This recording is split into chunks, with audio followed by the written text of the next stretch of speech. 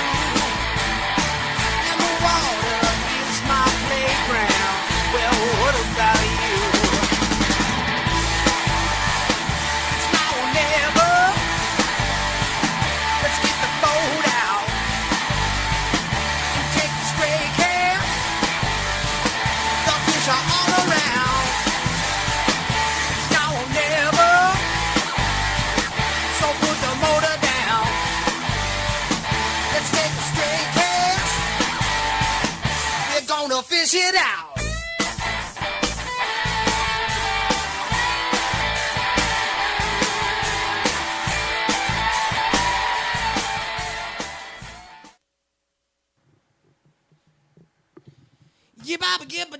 Hit me. We're back. We're back. We're back. Get up off of that thing and try to feast your pleasure. Hey, that's right. It's Wednesday night. It's Stray Casts, outdoor cartoon television, and we're back from a hiatus. Were we off last week? Yes. We were off last week, and we're back right now in the principle of the bass fishing moment. Right here, right now. And every Wednesday night, except last week because we were off, we bring you the finest bass fishermen in the galaxy. The best in the business. The best. The absolute best. You could expect that every Wednesday night right here on the Straycast Facebook page and straycast.net. I'm your host, Pat Renwick. And again, I'm pretty damn excited to be here, if you can't tell. I love this stuff. I absolutely love bass fishing. I do. It's what I do. I spent the last 5 days bass fishing, nonstop.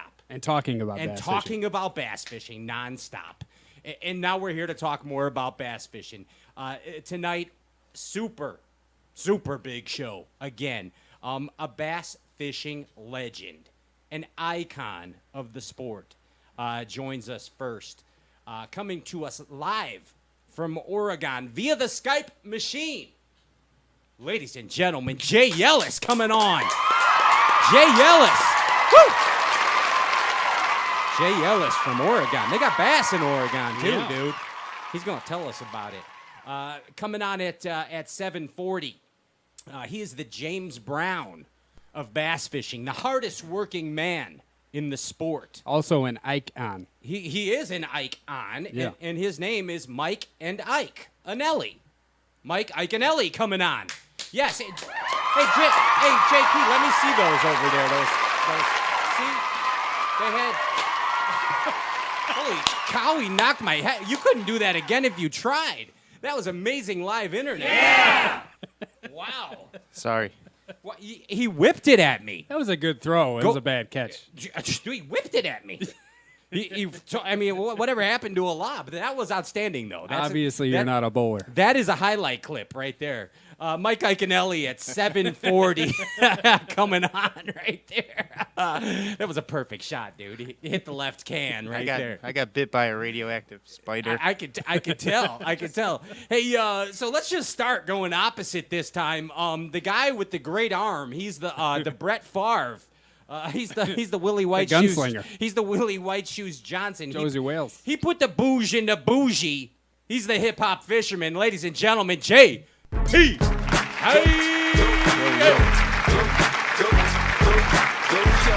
You're the goat. He's the goat. Producing the snot out of this thing. He's a producer.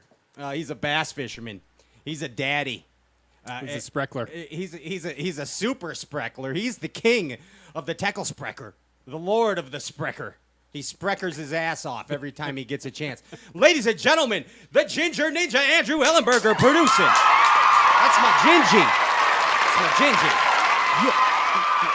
His weight fell out of his tackle sprecker, and he still catches fish on it.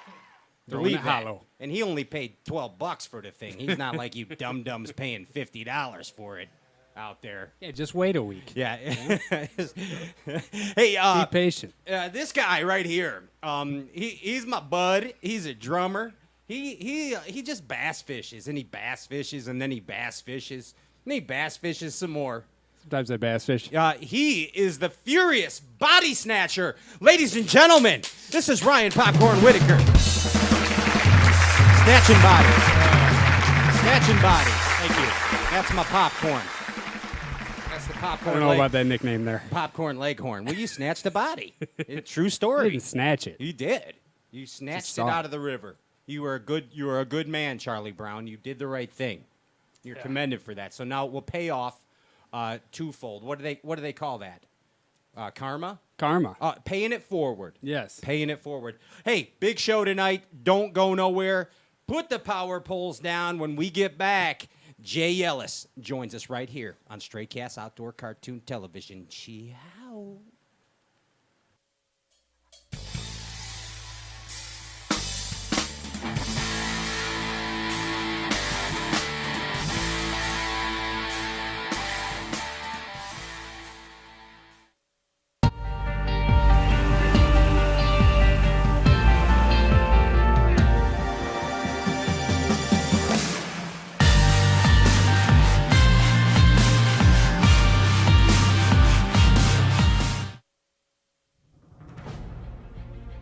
Quality, dependability, consistency, and fish-catching performance is what separates a War Eagle spinnerbait from the pack. Hand-assembled, inspected, and tested in Rogers, Arkansas, War Eagle lures are the choice of Mike McClellan, Andy Morgan, Edwin Evers, and you, the serious bass angler. War Eagle lures, when you absolutely have to catch fish. Find War Eagle lures at your local tackle store or visit wareaglelures.com today. PH Custom Lures by Phil Hunt are quickly becoming the most sought-after custom balsa baits in the industry, from the Little Hunter to the Squeaky P. These baits are pure quality, handcrafted, hand-carved, and hand-painted. But most importantly, they flat-out catch fish. PH Custom Lures has a bait for any situation in a magnitude of colors. Check out the Old School, Straighter, and PH Custom series at phcustomlures.com. That's phcustomlures.com.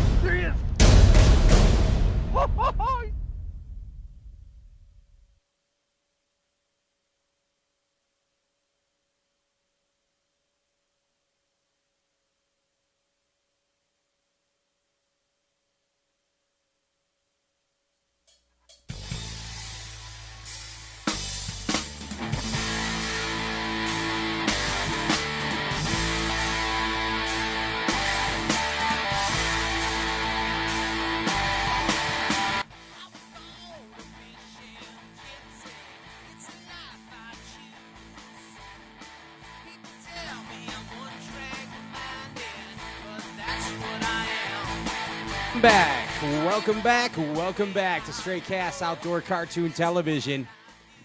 I'm Pat Renwick. This is Ryan Popcorn Whitaker, and right now it's been a long time coming. And we are super excited right now to have on the show bass fishing legend coming to us live from Oregon.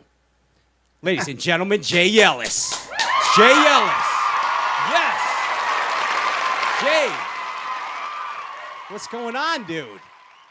Yeah, I'm just glad to be here. Thanks for having me on the show. They love you. Do you hear the crowd going crazy? Yeah, that's an amazing ovation. I love it. Yeah, I mean that only happens on the miracle of the live interweb. You know what I'm saying, Jay? It's something. We got them packed in here. Got a huge crowd there in the house watching the show tonight. That's awesome. Standing room only. Absolutely. They have signs that say "We Heart Jay" everywhere.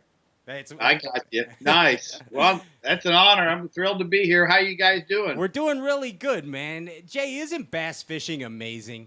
I mean, isn't it just amazing? I don't have the words to describe it. It's something that I've had such a great passion for my whole life, and I can't imagine if we didn't have bass to fish for. I guess we'd be fishing for other species, but they're the best game fish out there, and I just love the whole industry. Probably the best thing about it's all the people you meet. You know, the people are what make it a lot of fun. But the fish are a lot of fun to chase too. It's all good. Yeah. It beats soaking a cheese ball for 12-inch trout, doesn't it? That's how I started fishing was for trout. My dad was not a bass fisherman per se. He caught some, but he was a trout fisherman, and we would go to the lake and soak like little balls of Velveeta cheese and catch these little trout, hatchery trout. And then one day we're out there anchored, soaking cheese balls, and this bass boat comes ripping into this cove, and they shut down and they stop the motor. Both guys jump up on the front deck and they throw their trolling motor in the water, and they're casting. I think they're going down the bank with crankbaits, and they just look, and then all of a sudden some guy hooks one and the other guy goes for the net. And they catch this bass, about a 4-pounder, and they're high-fiving each other. Me and my buddy, I was in high school at the time. We look at each other. We're like, that is what we're going to do next Saturday when we come back. Nice. So we went to the tackle shop, and we each bought a hellbender. I bought a frog-colored hellbender. He bought a crawdad-colored one. This is probably like in 1982. And we went out the next weekend, our little John boat. One of us would row, and the other guy would cast.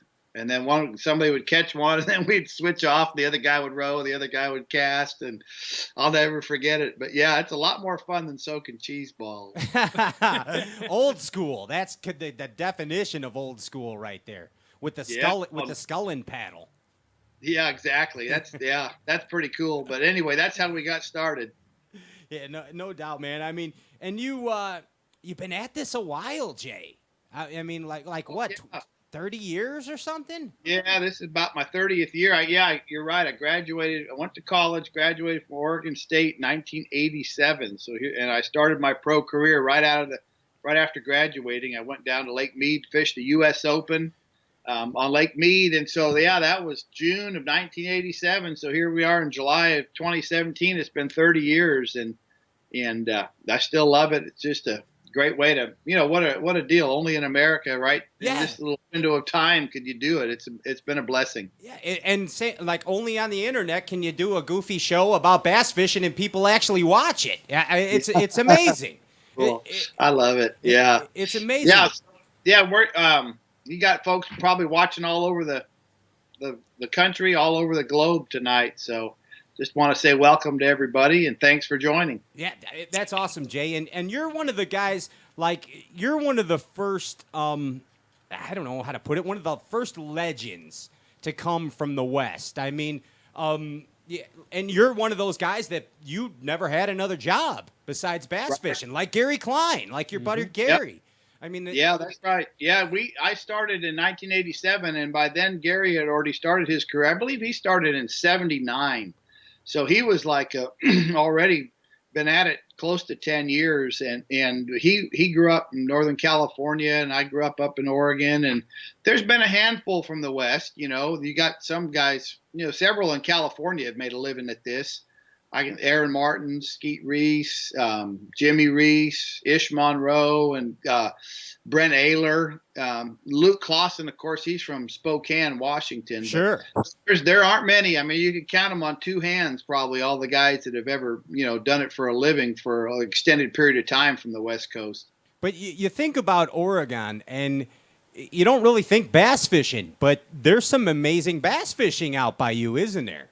There is. The Columbia River is our best bass fishery, and it's probably the second best smallmouth fishery in the country after the Great Lakes. I mean, you can't touch the Great Lakes. Mm-hmm. There's no place like that in the world for smallmouth, but the Columbia River's got a ton of smallmouth and some big ones, up to 6 pounds. But and it's a big fishery. I mean, it's I think the second biggest river in North America after the Mississippi. Right. So it's series of locks and dams, and they're all good. They all have smallmouth all the way down to Portland and all the way east, all the way up to Tri-Cities and up into Idaho. It's it's hundreds of miles long, and that's our best bass fishery. We've got our largemouth lakes are small, or a lot of natural lakes and some reservoirs too, and but we've got some good lakes. It takes 20 pounds or more to win for largemouth on them, but they're just not large lakes like you have in southern impoundments. Probably a lot like what you'd see in some of the northeastern lakes, small natural lakes, stuff like that. But yeah, we've got good bass fishing, and it's not, not as good as some places in the country, but it's solid. And, we've got a lot of other great types of fish to catch up here too with the ocean here. We've got all the fish that swim in the ocean that come in the rivers, and steelhead, salmon, tuna, all that in the ocean. A lot of fun.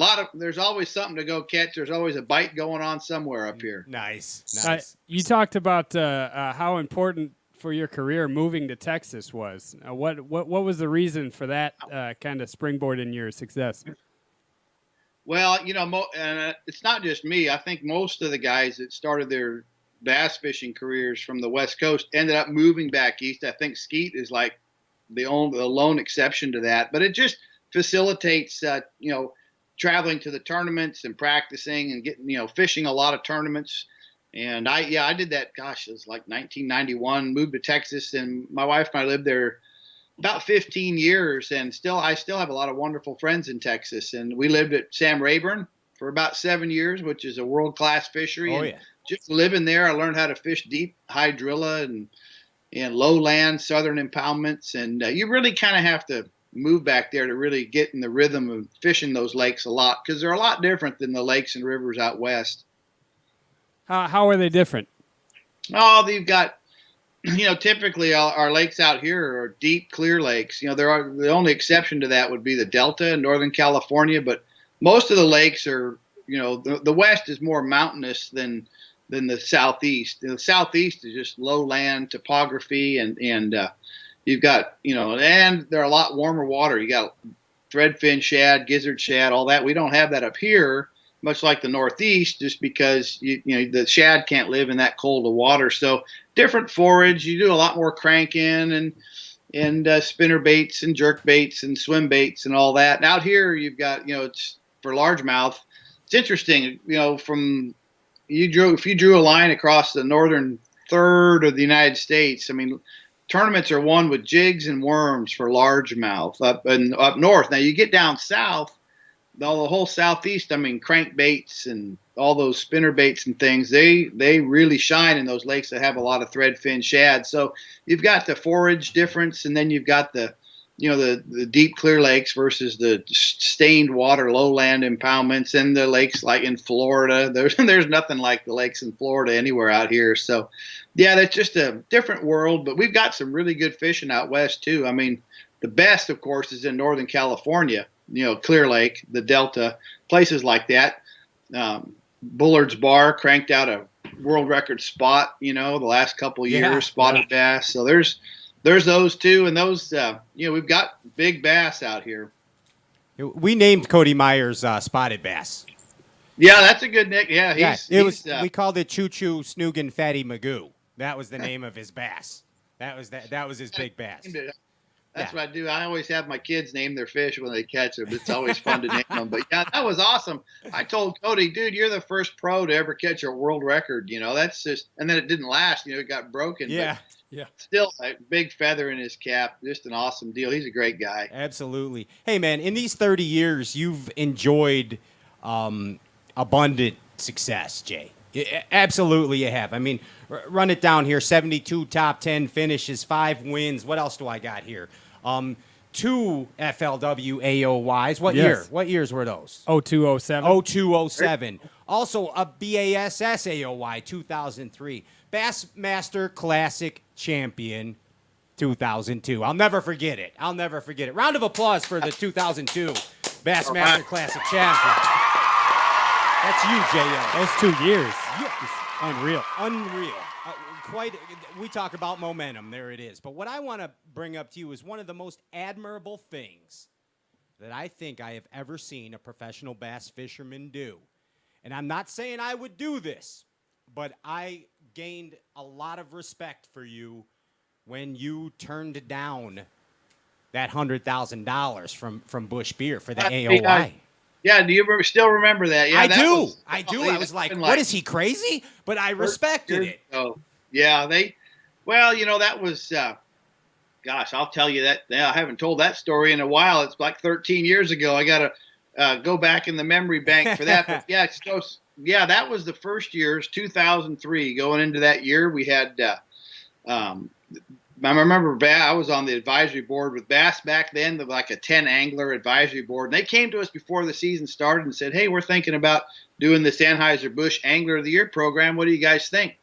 And, a lot of the guys said, yeah, go for it. And then there were some other guys that said, I really don't, I'm not sure. And what their program was, they laid it out to where the Angler of the Year that year would get $100,000 from Anheuser-Busch. But in return for that, they wanted to do some point of purchase marketing displays and advertisements and stuff. And some guys, that's just a personal conviction that's not something that you want to promote or be, endorse. And everybody's different, Sure. It's just a personal choice really. And so, golly, it was amazing that year. That was the only year that happened. And I'll be darned, and that's the year I happened to win Angler of the Year. So all year long, I'd been, praying, thinking about what I was going to do if I won it. And finally I made up my mind if I won that I would use the proceeds to give away copies of my new book. I just had published an autobiography in February of that year, and I just won the Classic the year before. So it was,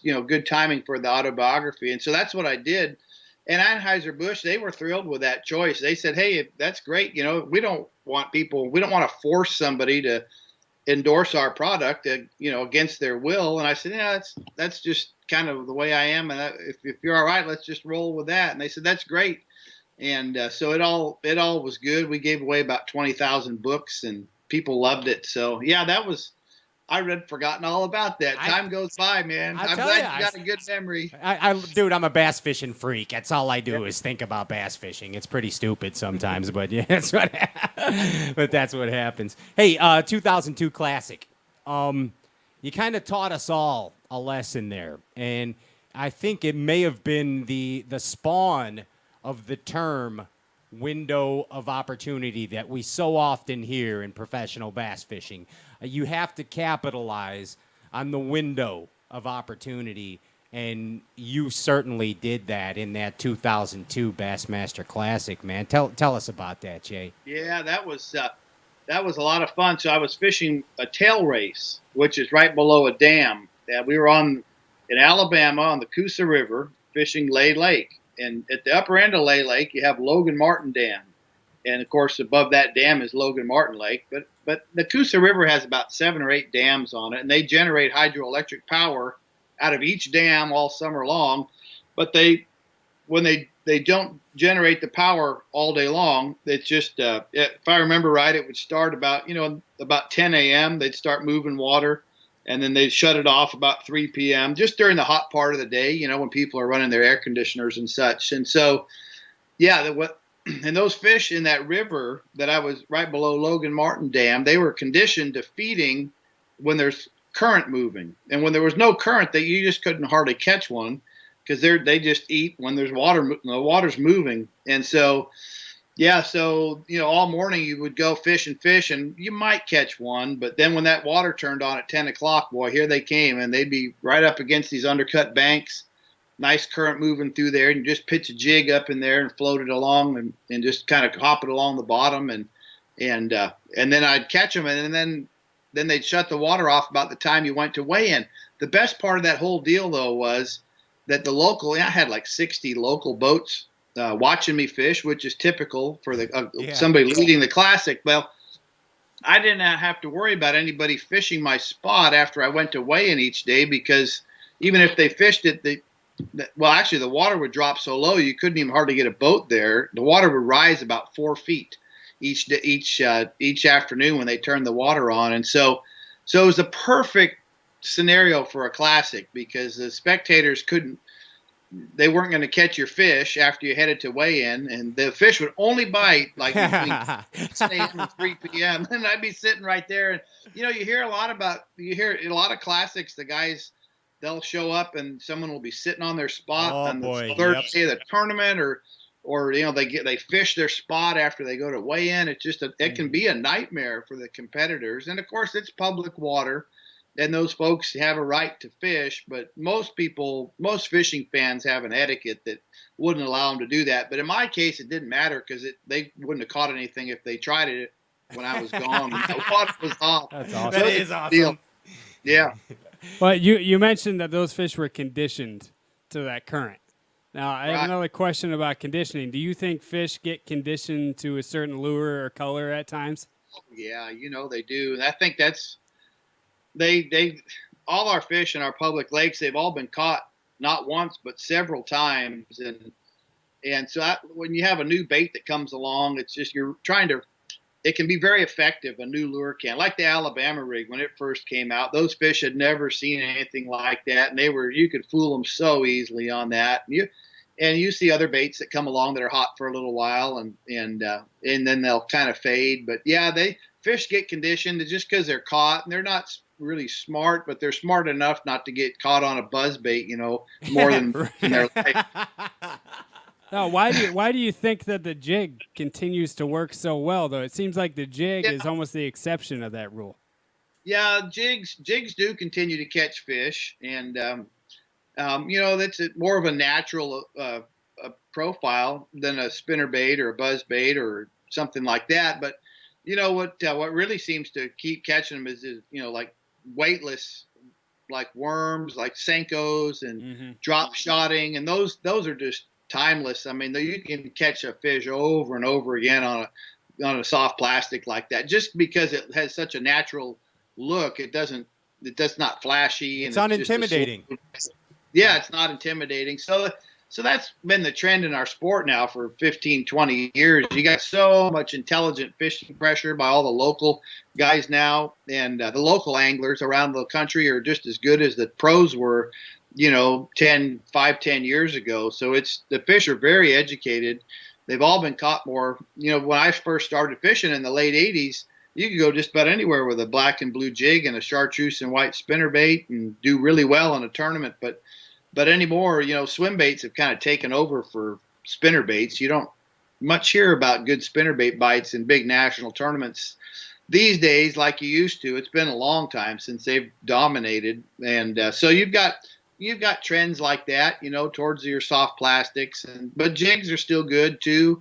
At times, I don't catch them on a jig like I did, like in the 90s, but they still have their time and place, and boy, you can get a big bite on one. Absolutely, you can. Why do you think that? Everybody's always talking about the latest fad or the new bait. Like we get this new tackle spreckle frog. You've seen that thing with the sprinkler on the back of it. Okay, the sprinkler, the sprinkler. You know what I'm talking about? That Japanese frog. It's good, but so why do people always look for the next best thing when they might have the best old thing in their box, like a hellbender, like the hellbender you mentioned, or I bet you any bass that's alive today has probably never seen a hellbender, so it might not be a bad choice to throw. Get the hellbender out. Get the crawdad and the frog color one. Yeah, both of them. Yeah. No, it's fishing lures. That's a whole nother subject. You could talk about that for hours. You know, there's a lot to trying to stay on the cutting edge and seeing what's new. And the ICAST show is coming up next week. I'll be there in Florida, and you know, always keeping an eye open for anything that's new. And there's a lot of new stuff that comes out that's garbage, but there's new baits that come out that are good, that really are cutting edge, that a new action or a new look that the fish have never seen before, that can really pay off. But at the same time, it's not all about that. It's, you know, there's still the baits that we've used for years are still good. Square billed crankbaits, sure, and Senkos, you gotta jigs, find them. and yeah, I mean, it's drop shotting. You got all that stuff. That's still Hey, so think about this, Jay. Has there ever been a technique that you saw come to professional bass fishing that you were just like, there is no way that this is going to work. This is dumb. I'm not going to do it. But then all of a sudden it becomes the way to catch fish. Is there a technique that you were reluctant to try out, yet you had to do it? You were forced to do it? Well, I think there's been several of those. And I'm one of these guys. I have a lot of confidence in the baits that I've used for years. And so I'm not the best at using the new baits, but like a chatterbait, for example, I thought, you know, what the heck, that thing's no different than a swim jig. Just throw a jig out and swim it. But man, that thing, there's a time and a place where they just eat those things. And so Alabama rig's another one. I'd known about those for a while, and who would have ever dreamt that bass would eat on them the way they do? But they were so good, they had to outlaw them from the pro tours. Yeah. I mean, there's the Senko. When that first came out, we're like, oh, yeah, I mean, I can see where you could catch a You're fish like, it's on a big pen, Gary Yamamoto. What am I going to do with this? Yeah, who would ever dream that would end up being the all-time best-selling plastic worm ever in the history of the sport? I wouldn't have thought that when I first looked at it, you know. But right. I think there's been a lot of those type baits over the years that, you know, those three in particular I can think of, but they all have their time and place. And you know, when a bait's been around for 10 years, and what I really watch for is the pro tour, when guys can win a tournament or get a top 5 in a national bass or FLW tour event, then that bait's got staying power. There's something about it the fish like. Hey, I want to ask you a question here. Now, be completely honest with me, okay? Don't give me a professional bass fisherman answer. Just Do you remember fishing the 2000 Bassmaster Classic in Chicago? I do remember that. Now, how did you like fishing in Chicago? Be honest. Well, I thought it was a unique challenge. You had, I didn't get it right. Those fish were, you know, in the lake, but the lake was so darn windy, you could hardly get out there. And I remember Woo Daves won that right in that harbor. Yep. Right off Monroe downtown. Harbor. Yeah. But I was, what's the name of that lake that's Calumet. off the lake? Lake Calumet.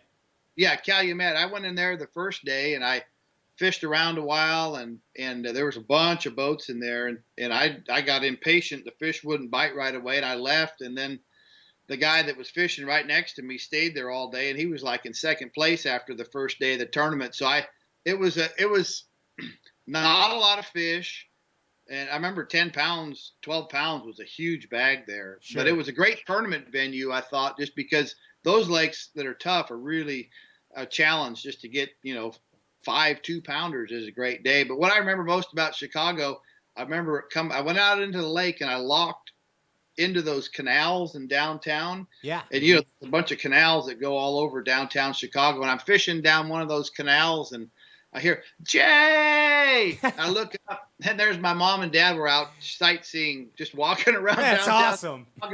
And they saw me in my boat fishing in the Classic when they were crossing the bridge in downtown. I mean, how many places can you have an experience like that? So that was pretty cool.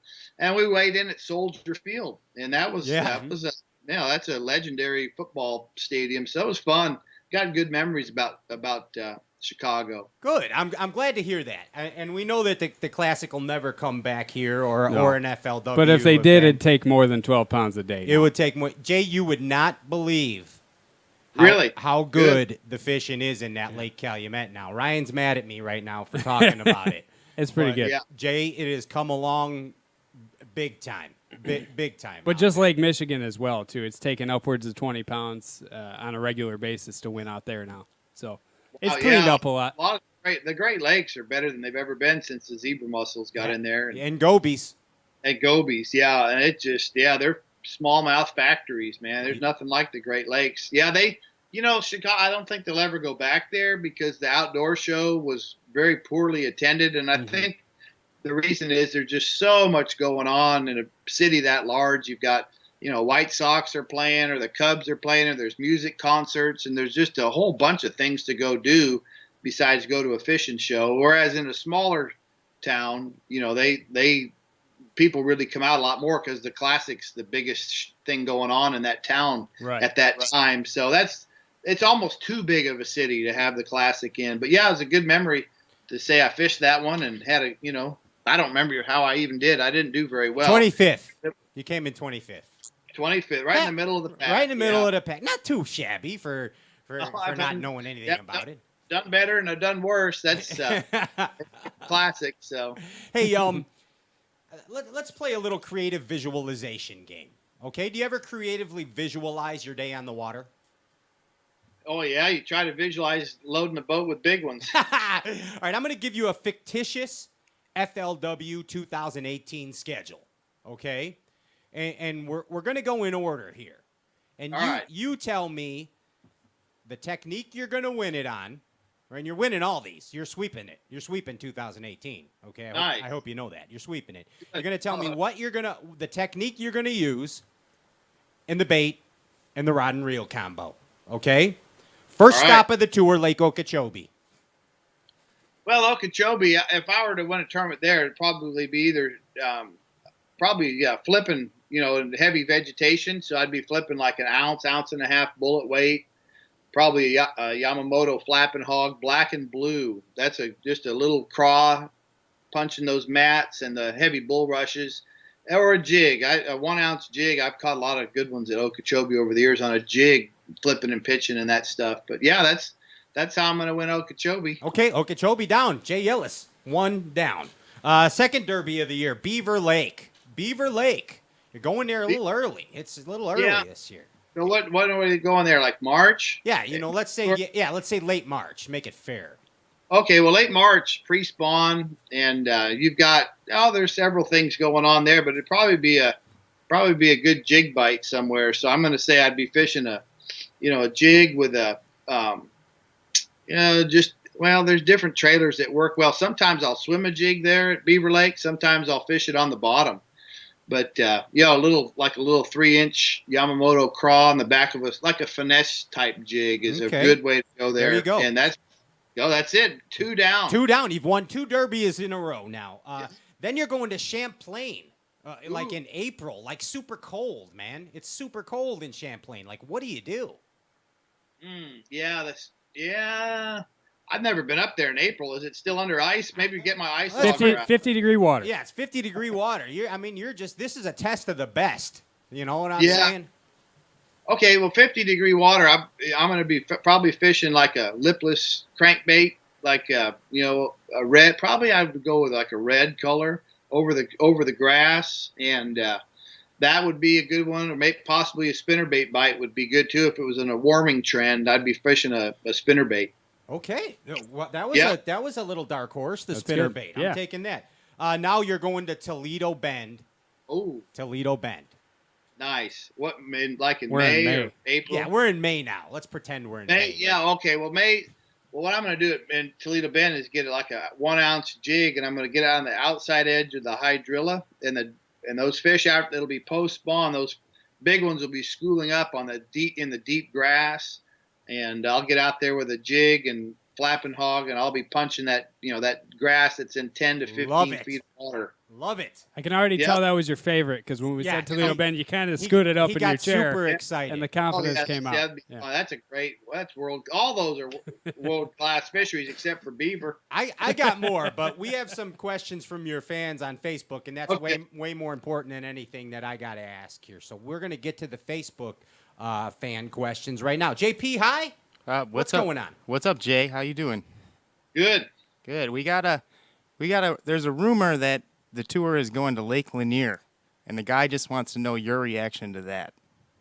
Yeah, I've heard that too, that FLW Tour is going to Lanier in the spring, like March, something like that. I like Lanier. That's a very good fishery, and I've had good luck there, chasing largemouth around in the spring, and we had a FLW series there several years ago, and did pretty well in that. So, yeah, that'd be a great choice. We haven't been there. The last time we were at Lanier, we had the Forest Wood Cup in 2012, and I was like in second going into the last day, I think, and I ended up fifth or sixth. But that's a place I like, and it's a great place for a tournament because Atlanta has tons of bass fishing fans, and so they really come out in droves to the weigh-ins and on the water and stuff. It's a good fishing community. That's from Jason Johnson. He's Georgia Tour Pro. That'd be great. I'd love to go to Lanier.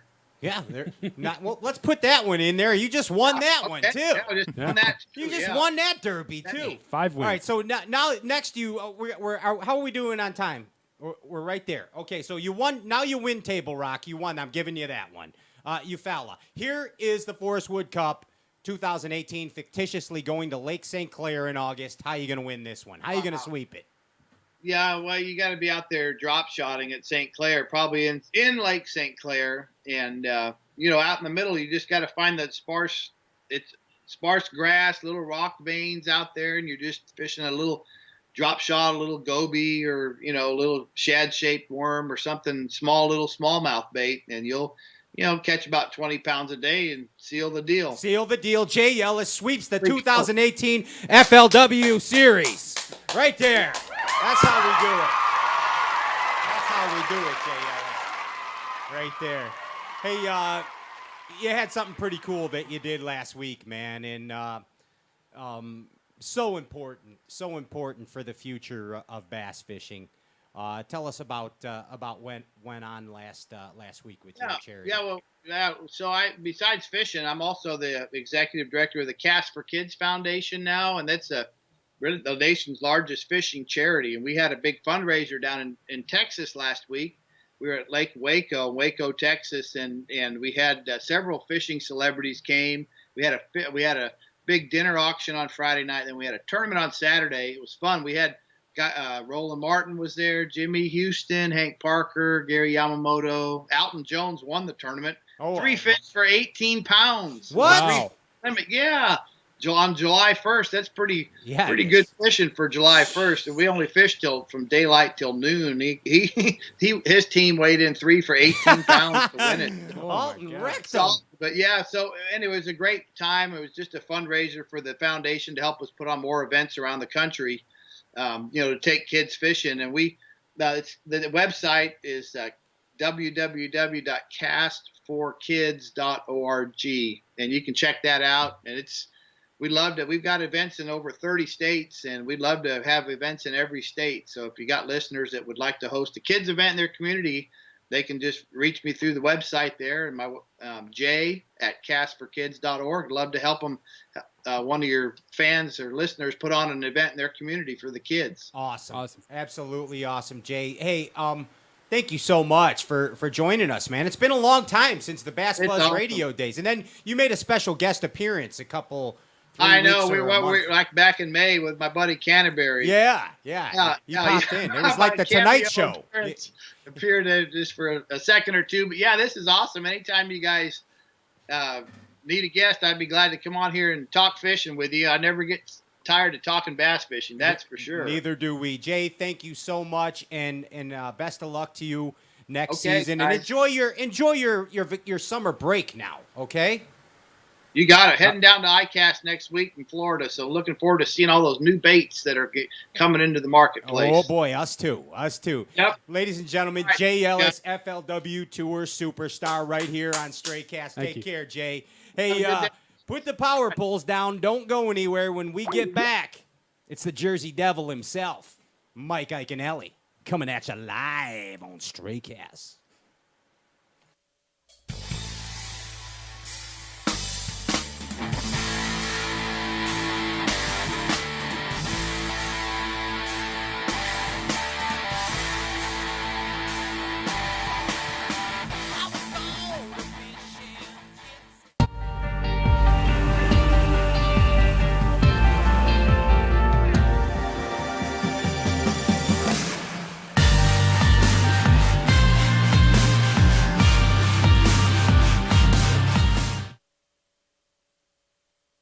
John DeMay with M Jigs. Today, I'd like to share with you a little bit about a couple products that we have in our lineup that we're really excited about. The first product I'd like to talk to you about today is the Joe Football Head Jig.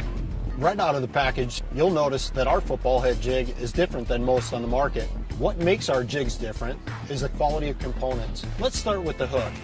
These hooks are custom made for us in Japan. 90-degree bend, black nickel hooks, razor sharp, JDM quality. All of our Joe Football Head jigs have living rubber skirts. They're hand tied with copper wire to ensure that they stay affixed, and it also helps them to flare while they're in the water. We powder paint and heat cure each jig to ensure that the paint stays on your jig even when you're fishing rock. Another feature that separates our jig from other jigs on the market is the screw lock keeper. The screw lock keeper does a couple things for you. Not only does it keep your bait fixed, it'll save you money on soft plastics that pull off of standard barb keepers. The second product I'd like to talk to you about is our hybrid flip and swim jig. We also have a custom hook in our flip and swim jig. It's a 4/0 30-degree bend black nickel hook. It has the same durable paint, the same great keeper, and a hand-tied silicone skirt to complete it. So if you're looking for a premium product that's going to give you an edge over your competition, look us up at demjigs.com.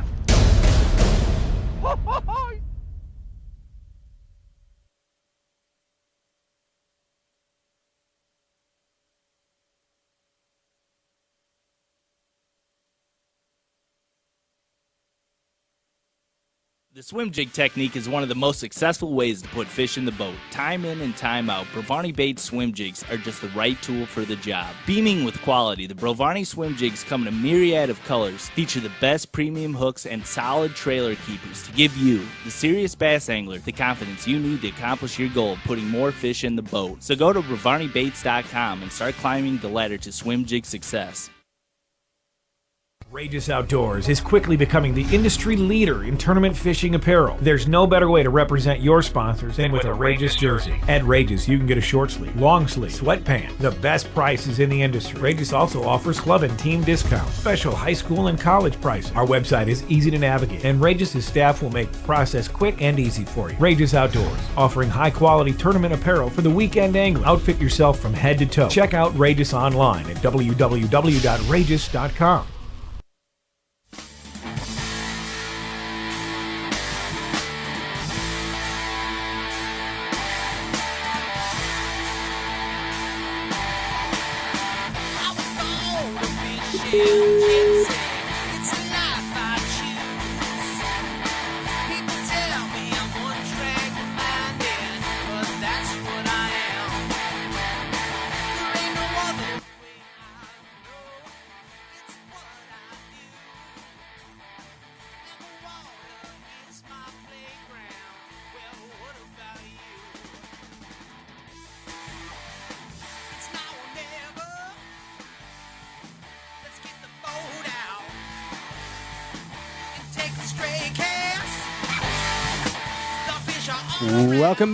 Welcome back to Stray Cast Outdoor Cartoon Television. I'm your host, Pat Renwick. This guy sitting next to me right here is Ryan Popcorn Whitaker. And right now we are super stoked to bring to you the hardest working man in bass fishing, the James Brown of bass fishing, the Jersey Diablo. Ladies and gentlemen, Mike Iaconelli comes to the Straight Cash Show. Again. Yes. Hello, Michael. Hi, guys. Hey, how come I can't see Mike? You can't see me? Where are I you? can't see you. What, Ninja, what's happening? Oh, the connection is bad. Can his fans see him? Nobody can see Mike. Maybe I it'll can get see better. myself, and I'm gonna tell you, I look pretty hot tonight, man. Are you looking good, dude? I'm hot. Do you got the Buffalo stance going on right now? I'm looking hot, man. Yeah, there it is, man. Mike Iaconelli. Mike, whatever happened to Kurt Lytle? Does Kurt Lytle still fish? Kurt Lytle? I don't know. Kurt was a hammer back in the day. He could catch him. I don't know. There's a lot of guys that have kind of faded away. I'd be interested where they're at right now. Orlando Kurt's Wilson. one of them. Yeah, we asked Mike about Orlando last time. Where's Orlando? Yeah, we don't know what happened to Orlando. And I don't know. Certainly not Kurt Lytle. Hey, can we try and get Mike back on the Skype machine just so I can see how great he looks? Ginge? Just picture this. I'll give you an idea. Picture Brad Pitt's face with old Arnold Schwarzenegger's body. Not current Arnold, like but Mr. old Universe. Arnold. That's what's crack-a-lacking. Right. That's kind of what I'm looking like right now. I was going to try and hypnotize Mike live on the air tonight, and I can't do it without the Skype machine. We're getting flow-hide over here. I think. All right, hold on. Is it something I'm doing? Hold on. How about now? No. How about now? Anything? There you are. There you are. There you are. Okay. I turned my video on and off. It worked. That seemed to work. It worked, Mike. That's an old Brian the Carpenter trick back here. He's got notes written down everywhere, and number one on his notes say, if it doesn't work, just kick it or smack it as hard as you can with your hand. That's what Brian the Carpenter does. I call him Barry the Candlestick Maker, actually. that's my name. That name. That's Barry the Candlestick Maker. But hey, okay, Mike, we're gonna play Bass and Psychologist right now, okay? Okay. Are you ready? I'm ready. Can you see me on the Skype? I can see you. Okay. Now, what I'm going to do is I want to take you right now, Mike, to your happy place. Okay. Okay. Watch the pen, Mike. Watch the pen. Okay. Think happy thoughts, Mike. Think happy thoughts. Think happy places. Think good times, Mike. Okay. Are you with me? Yes. Okay, Mike. Now, don't worry. Bill Cosby is not here, so you are safe. Okay. Think happy thoughts, Yes. Mike. Think happy thoughts. Yes. Michael Iaconelli, tell me about your first fishing memory. The first fishing memory, Mike. Tell me. I was a young boy casting on the banks of Wissahickon Creek in North Philly. In North Philly.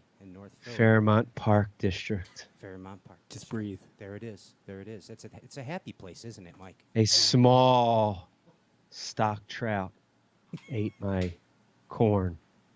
It's a happy place for Mike Iaconelli. Yes, it is. Mike, now think about you're still this young child. What's your first memory of a professional bass fishing tournament? Like, what was your first experience with a professional bass fishing tournament? The first memory etched in your brain as a kid? TV. Tell me about it. Tell me a little more about it, Mike. I was watching Scooby-Doo. Yes. Somehow changed the channel. Yes. And We're getting somewhere. Bob Cobb was on. Not the swamp monster from Scooby-Doo, but Bob Cobb. Yes. And I saw Nixon. Larry Nixon. Yes. Large bass, megabucks. Megabucks tournament. Oh, yes. Jumping out of the water. Jumping out of the water. There it Have is. to try this. Have to. Have to do it. Etched in brain. Pistol etched in grip. brain. Now think about this, Michael Iaconelli. Think about this, young Mike. I'm going to tell you this right here. You cannot teach yourself something that you don't know. You cannot teach yourself something that you don't know. Repeat it, Mike. You cannot teach myself something I do not No. Now, when I clap my hands, you are going to come back to present-day Mike Iaconelli and keep that thought in your head. Are you ready? Here we go. Yes. Mike Iaconelli.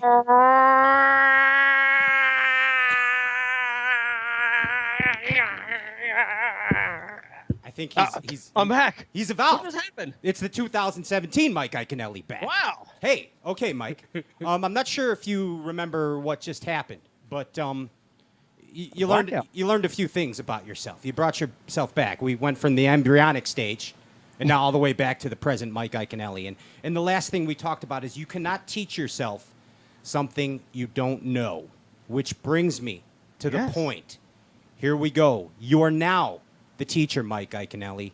You have now brought to many kids, many people, Americans everywhere, the joy of fishing. From that first memory, dunking for trouts, to now, right now, 2017 Mike Iaconelli, and a wonderful thing you have done with this Ike Foundation. Let's give it up for the Ike Foundation. Yeah, buddy. The studio audience loves it. They love it. Yes. Dude, the Ike Foundation, seriously, and most sincerely, all kidding aside, dude, what an awesome thing, man. Awesome. For real.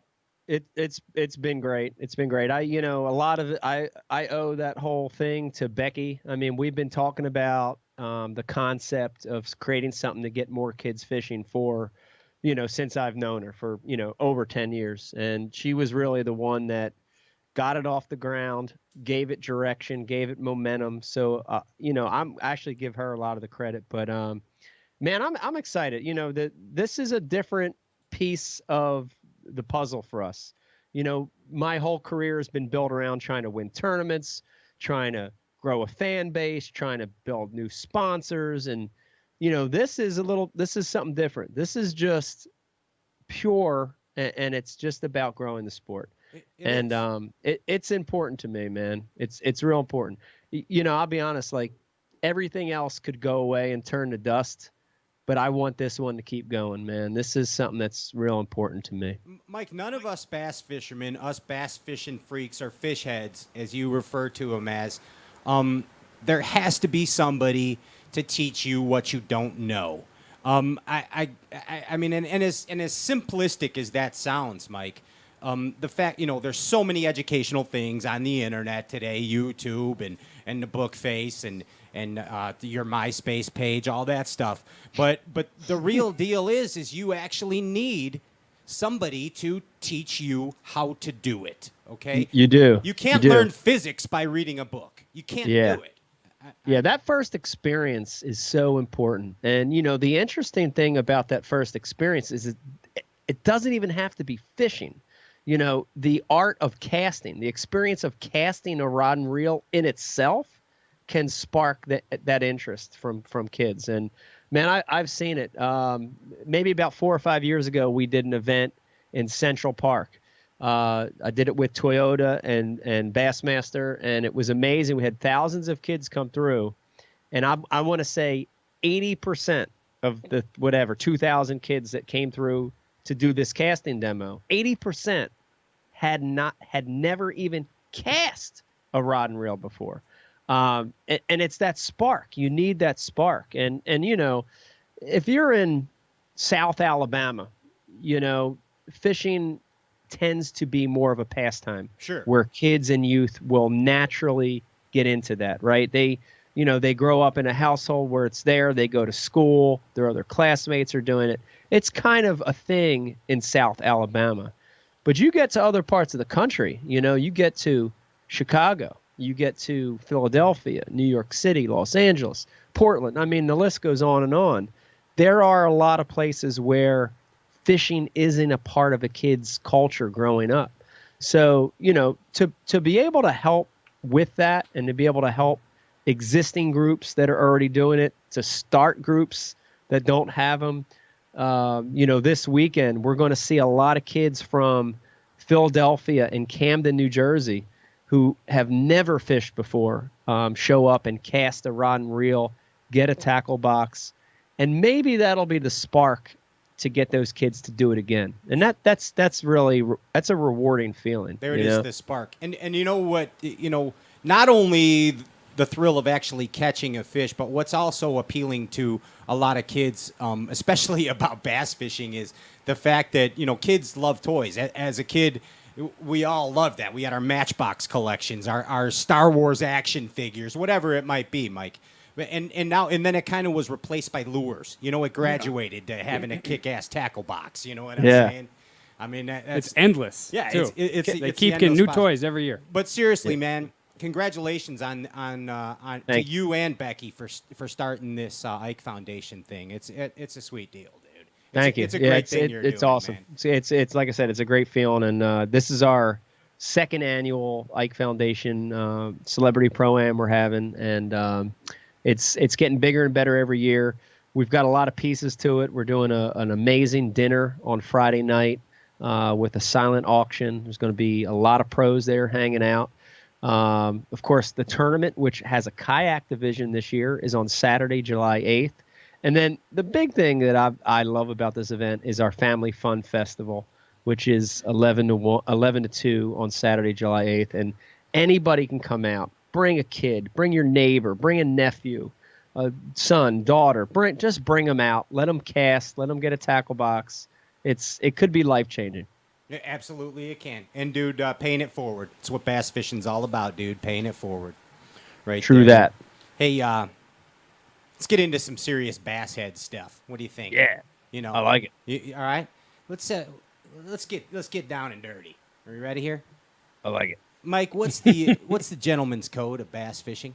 It's like we hear what happens in Vegas stays in Vegas. What's the gentleman's code of bass fishing? The gentleman's code. I'd tell you this: bass fishing gentleman code or unwritten code of ethics has changed considerably over the years, just since I've been involved. And the interesting thing is there are certainly a lot of unwritten rules that seem to be passed down through the generations of tournament guys, but they are gray and they are unwritten rules. Give us examples. That's so vague. That's a professional bass fisherman answer you just gave me. Yeah. So, a great one is, on a spot, and we've seen this controversy so many times in the last few years. Carl Jochimson and Boyd Duckett, the list goes on and on. There's so many confrontations on the water.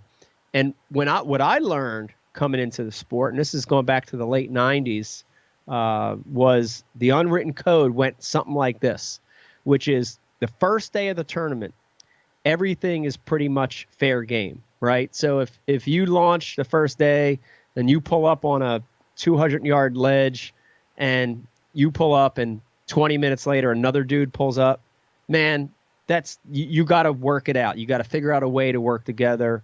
You both found that spot, pretty obvious, and you got to figure out a way to make it work. If you get to a spot the first day of the tournament, that same 200-yard ledge, you fish it all day, and there's not another boat on that spot. Even if somebody tries to come in, they pull off. If you're there, you've committed to it, and you end up the day, and you're in contention to win, right? You're in the top 10, the top 20. The unwritten code on that is you've kind of established rights to that spot. So, if another guy comes in the second day, pulls on that stretch, and he's in 50th place, the unwritten code is, you basically say you can ask the guy to leave, and he should leave. That's one of those rules that, again, he should.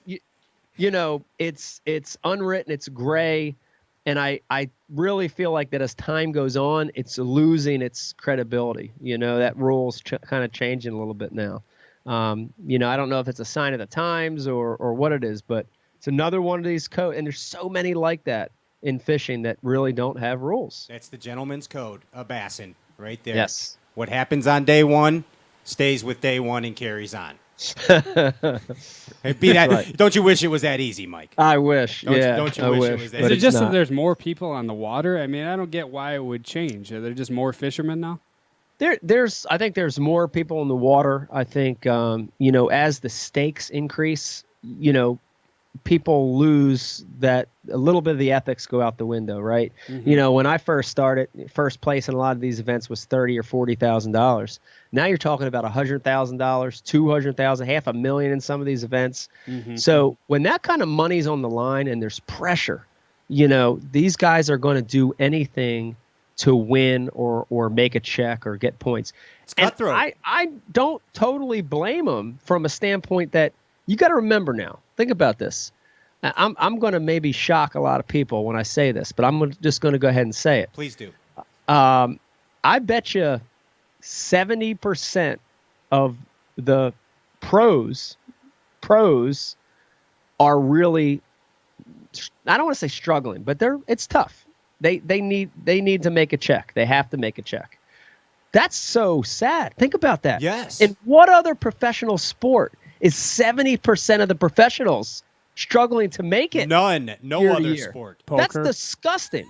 And because of that, I think guys are doing things or will do things that they probably shouldn't be doing. Yeah. But again, do we blame them or do we blame the sport in general? Why? Yeah. Why is a guy that consistently is in 60th place and is not making a check? He's 60. He's one of the top 60 anglers in the world. He's losing money at the end of the year. It doesn't make sense. That's bad. Shouldn't happen. It shouldn't be That shouldn't happen. It shouldn't That be shouldn't that happen. way at all. And again, that gets back to we need to continue to grow the sport. The organizations continue to need to look out for the anglers. Mm-hmm. The anglers need to organize. I mean, we've had this conversation like Live a million times, and I get as fired up every time when I talk about it. It's we always say too on this show, it's just like pimping. Bassing ain't easy. It really isn't, Mike. It's a lot of hard work that you guys put in, and that kind of brings me up to it here. You truly are, and I say this all the time to different peers of yours, different guests that come on the show.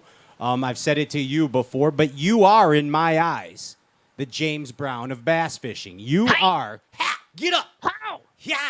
Don't kill himself. How? Yes, you are the hardest working man in bass fishing. I'm putting you above KVD. All right. Wow. I am.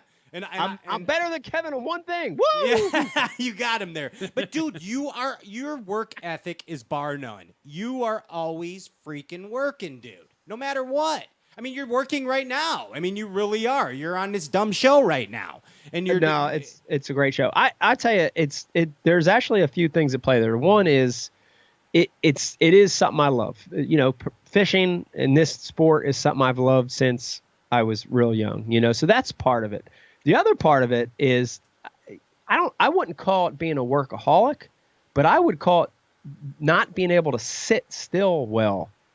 It's almost like a disease, and I've got it, and Becky has it too.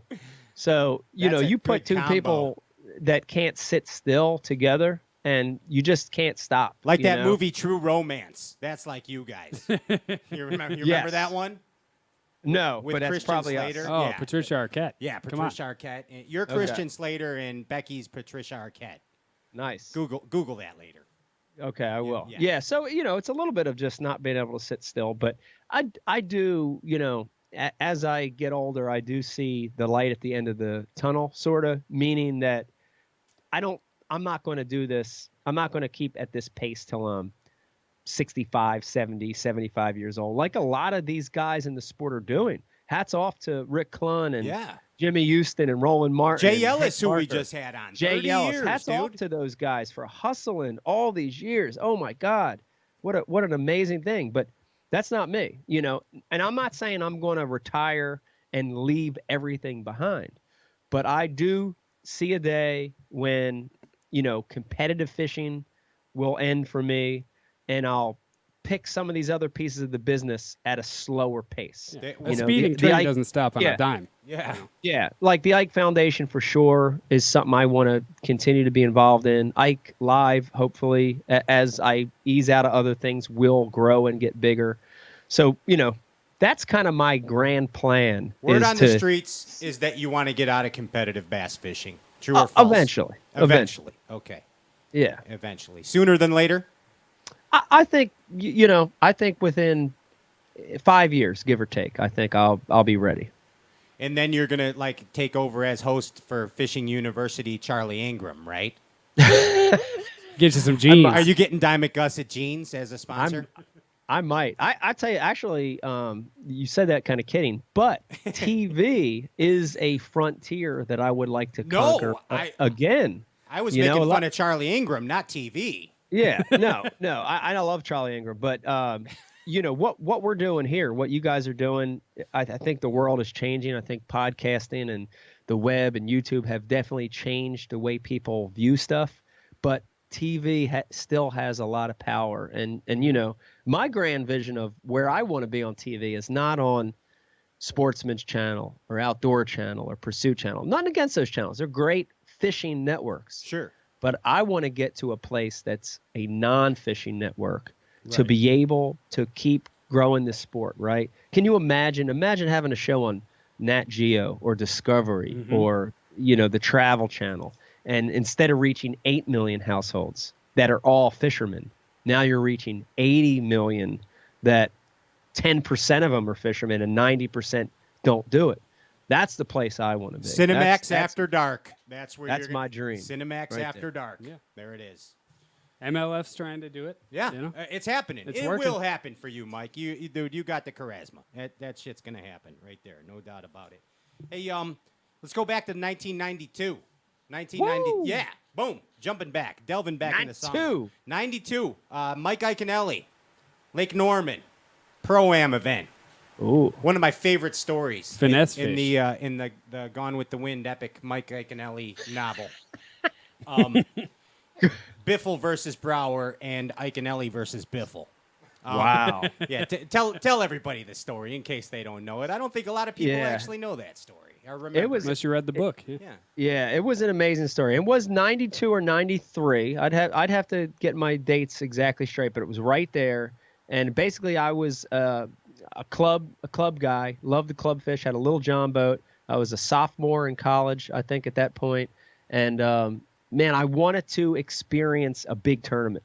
And bass back then, it was, instead of the elites, it was the top 150 circuit or top 100. I can't remember what it was. And they had amateur slots. And back then they were 4 days. It was like $300 or something ridiculously cheap. $300, you would get 4 guaranteed days in the back of the boat with the top 150 pros in the world. I'm like, God, I got to go do this. This is amazing. That would be outstanding. Went down there, went to Lake Norman in North Carolina, and I got the most unbelievable list of pros over those 4 days. But my first day draw was Tommy Biffle.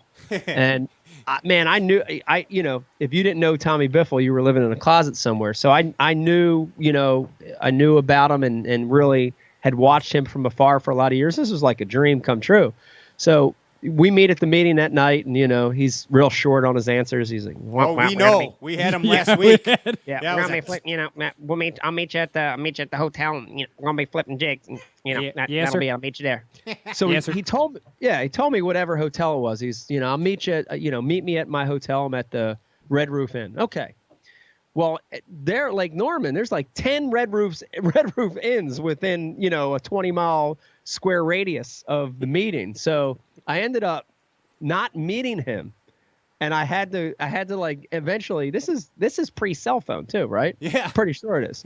So I ended up having to go to the freaking ramp, and I'm frazzled, and he's in the water, so he's already kind of pissed off at me a little bit for showing up late. But I get in his boat. I got my tackle bag. I got 6 or 7 rods. I sit down.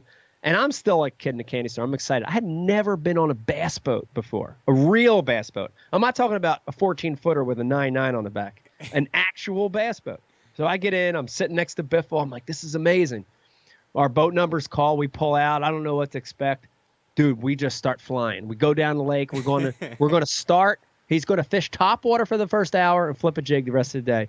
And we go 20, maybe 15 miles. And we're going faster than I ever went in a boat. Dude, my skin's pulled back. I'm like excited. I'm like smiling. I'm like, this is awesome. And we get to this bridge, and he wants to start on the corner of the bridge where it goes through the abutments.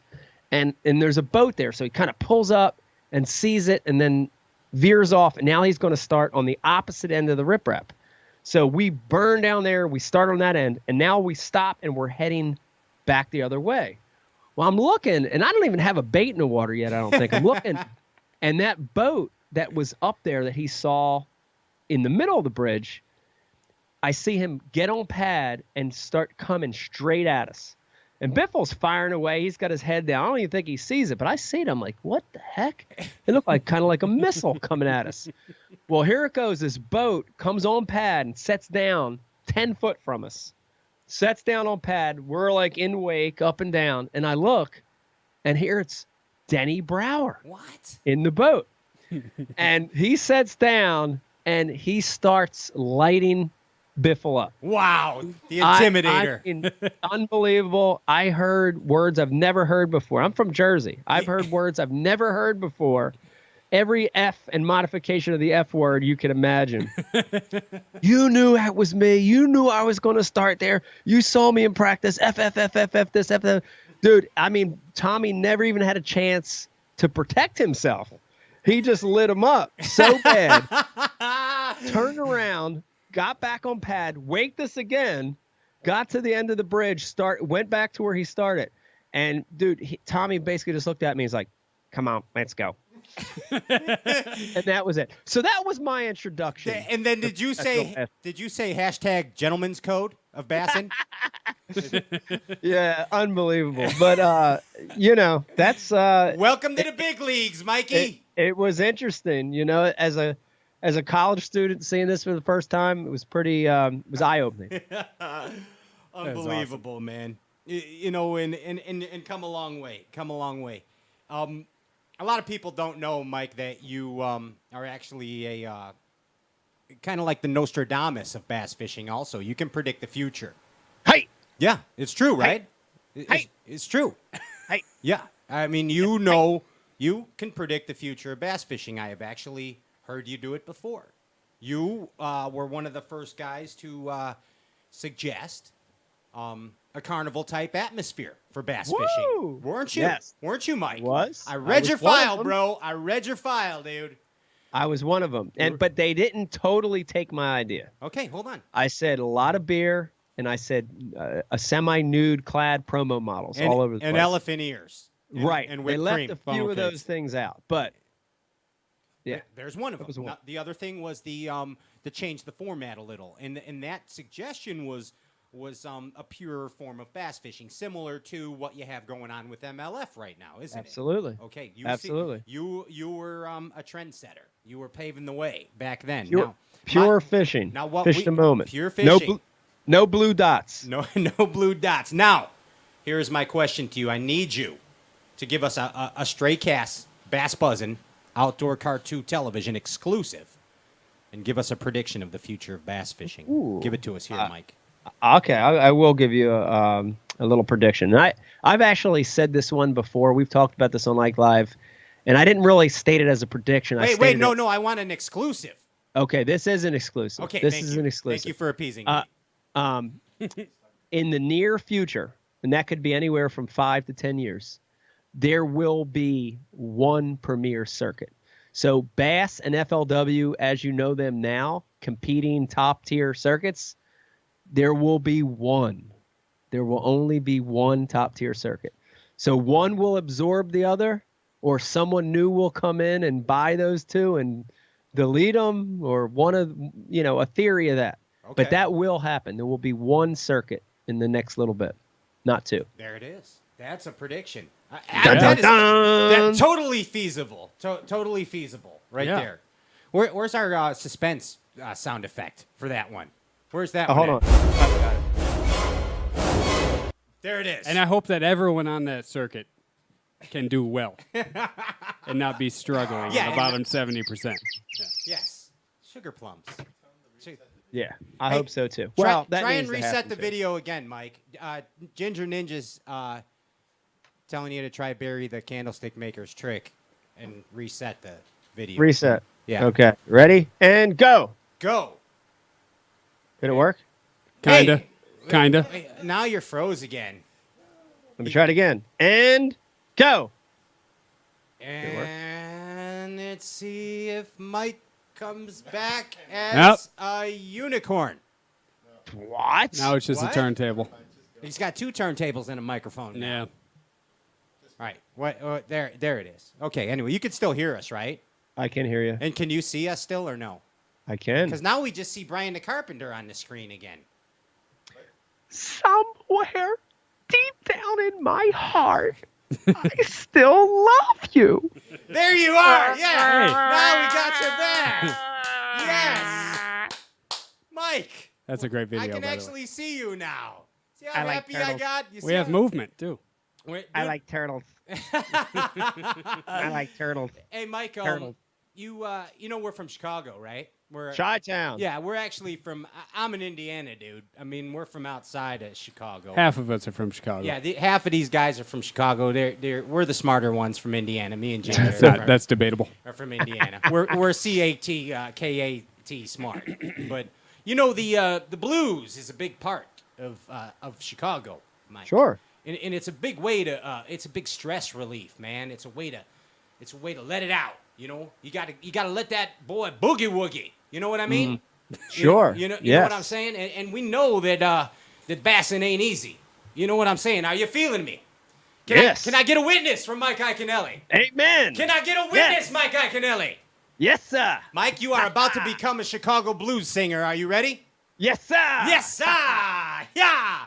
Mike, I want you to sing me the bass and blues, and I'm gonna bring you with a little harp, and I'm gonna play you a little harp line, and then you just come on. Popcorn, you want to give us a beat? Yep. Boom. I like it. Keep picking it. Okay, here it goes.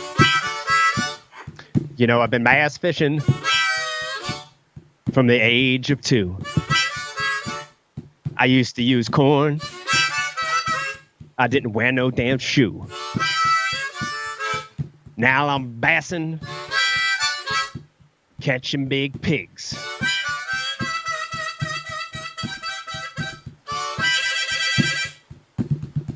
That's all I got. That was phenomenal, ladies and gentlemen. Mike Iaconelli, the blues man. Yeah. That's how you live bass fishing. Right there. We're combining the mega forces of the galaxy right now. Is what we're doing. We That combine. was Pat Renwick, not the human metronome. Yes, I am not the human metronome whatsoever. And it's even harder for Mike. He did a great job because I'm sure there's some lag. Yeah, there's jet lag. Like we tried to jam with Kumar. Jay and Yeah. I were gonna do like a Van Halen song, but he refused to do it. You know, it's because of the lag time on the Skype. You know, Yeah. Jay, he's Yeah, the lag time Jay. blues. Jay's my Jay dude, could- but he's a tough guy to please. Jay's a hardcore rocker, man. Dude, Yeah. he non-stop talker. What a rocker! White Yeah. murder in a side striped dress. That's what I'm talking about. Yes. Boy can play the guitar He- real good. He sure can. He sure can. Hey, Kuma. Kuma. what's your kryptonite, Mike Iaconelli? What's your weakness?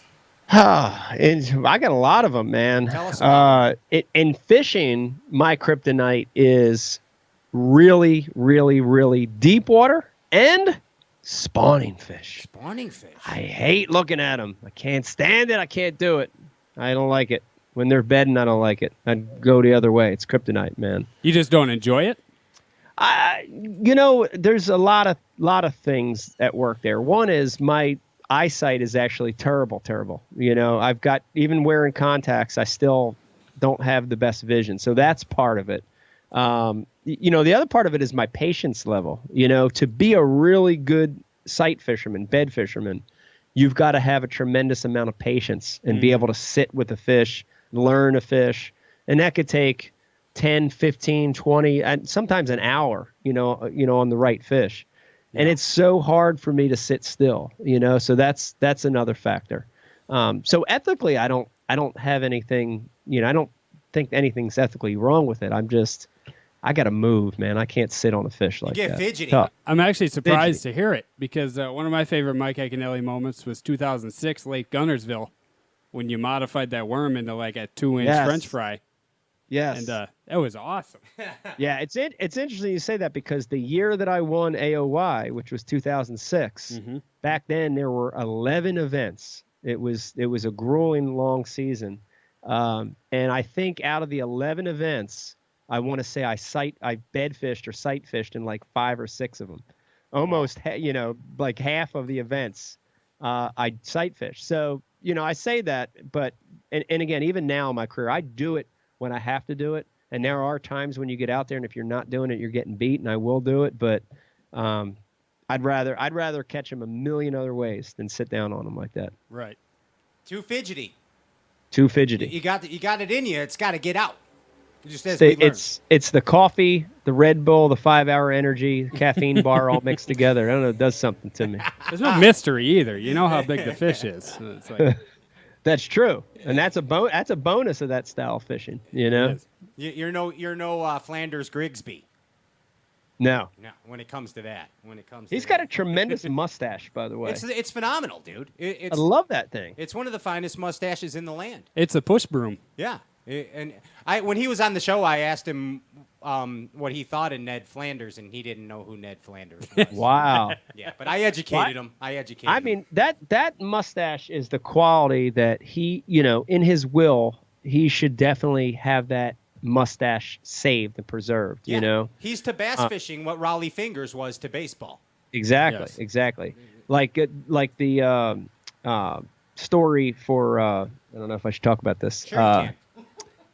Johnny Holmes, famous porn star from Dirk Diggler. Yeah, right. They got a swim bait named after him. Yeah, he actually, in his will, his last will and testament, he wanted his, penis cut off. His pen 15. We call it pen 15 on this show. Right. Yeah. Right. So they actually did that. They actually severed it off because it's in his will.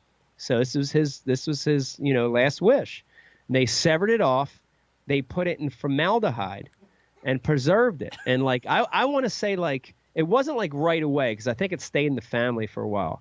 But I want to say 5 or 10 years down the road or whatever it was, finally the family got rid of it and they put this thing up on auction. This is true. You can Google this. I've heard this. Yeah, this is true. Yeah. And dude, it went for it wasn't $1 million, but I want to say a couple $100,000. Someone bought Johnny Holmes' penis. So who finally picked a peck of pickled Penasia? Yeah. Who did that? I'm not sure who bought it, but dude, can you imagine that conversation piece? You walk into somebody's house and they're sitting on the mantle. There's just a giant dong sitting there, formaldehyde. What a great conversation yes, piece. it's John Holmes' penis. That's in That's correct. Hashtag gentleman's code. There it is again. Hey, Mike, do you still carry a panic box? I do in your still boat? Carry that box. You like that Absolutely. segue? That was a good segue. Yeah, it is a great segue. Yeah. What's in that panic box now?